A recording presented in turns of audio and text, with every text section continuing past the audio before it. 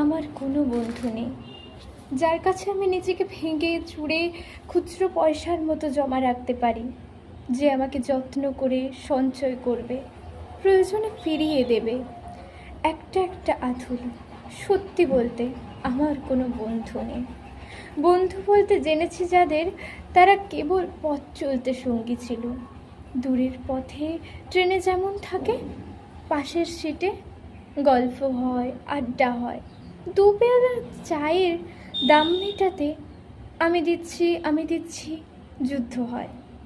সিগারেটের বাড়িয়ে দেওয়া টুকরো ফুঁকে, এই যে নিন ফোন নম্বর, এদিকে আবার এলে ফোন করবেন, বলা শেষে অচেনা এক স্টেশনে উধাও হয়।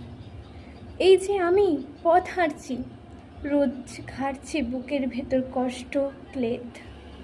এই যে আমি ক্লান্ত ভীষণ